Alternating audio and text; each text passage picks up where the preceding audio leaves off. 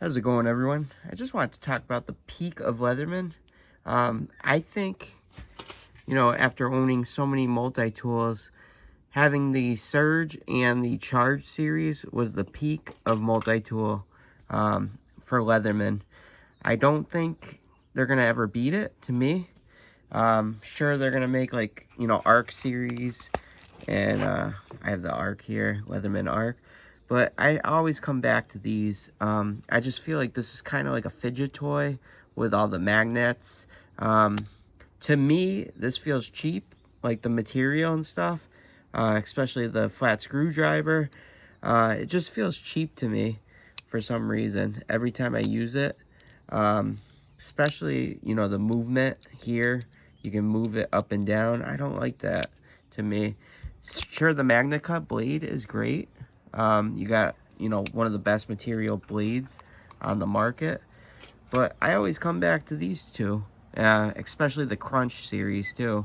But I think this was the peak of multi-tools when the Surge, Charge, TTI, even the Crunch was amazing multi-tool. But I just think this was the peak. You got the S30V blade. It's not the Magna Cut, but I really don't care about Magna Cut, to be honest. I just wanted to have one, Magna Cut multi-tool, and I got the ARC for that. But I just, everything I need is on this tool. Whether you need a saw. I love this serrated. This is my favorite. Game changer. The serrated gut hook. This is the most tool I'll use on ripping zip ties and cutting rope. I think having a secondary blade is amazing, and G10 scales is awesome as well. I mean, they keep redesigning things, and even like the Eagle Claw, they don't need to redesign that. This is as good as it gets here, in my opinion. This has no flex, like I said before. It doesn't jump up and down like the ARC. It just feels cheaper to me, the free series, to me anyways. That's my opinion. Plus they're removing sheaths, they're removing bits, and they're just charging a lot more. I mean, back in the day you could have got this for like $179, I think.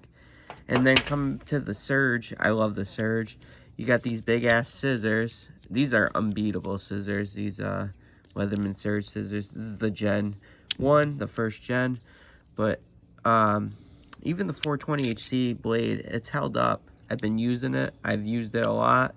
Not much rust. I mean, I use Ballistol, but it's just great. And there we go, the serrated blade. I love having a serrated blade. This is game changer, the interchangeable tool exchanger. You can put a file on it if you wanted to, or the saw that I have. But I think that's great. These pliers, they don't have to, change the plier heads. They're great, in my opinion. The free series body is different a little bit. But yeah.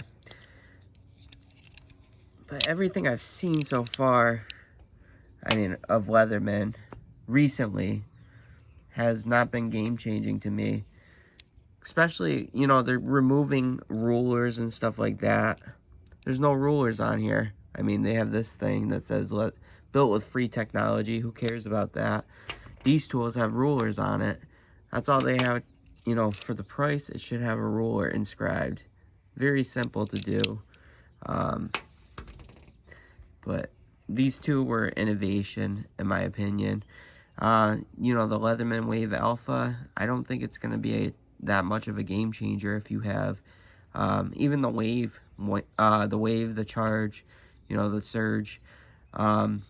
Like I said before, it has a Magna Cut blade. I don't mean to be a Debbie Downer, but the Charge Alpha is going to have a Magna Cut blade, which is great, but it's removing things too. I mean, I don't even know if we're going to have a ruler on it. We definitely don't have my favorite tool, which I'm sad about, is the gut hook. We got scissors on the outside for it, but I don't even think it comes with a pocket clip either. So we shall see. But yeah, S30V blade does fine, guys. I don't know I mean, it's great to have Magnica, but it's kind of a trophy in a way. If you're having a Magnica blade, you don't need it really on a multi-tool, in my opinion. But if you want it, go ahead and get it.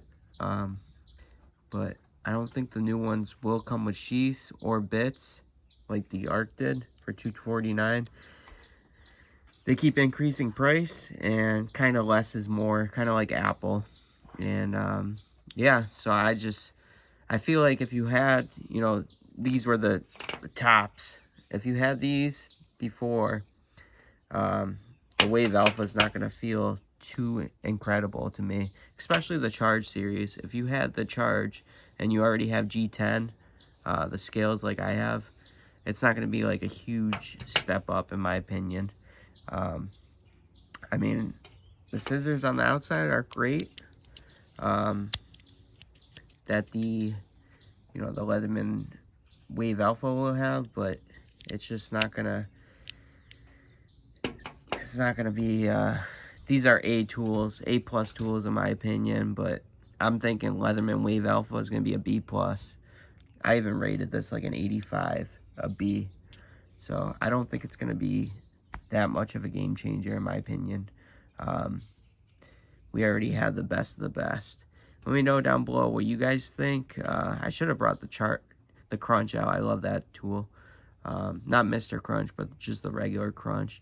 And I think, you know, these tools were definitely the peak of Leatherman, and I don't think they'll ever beat it. Let me know down below what you guys think. Thumbs up's much appreciative. Please subscribe to my channel down below. Take care and have a great weekend.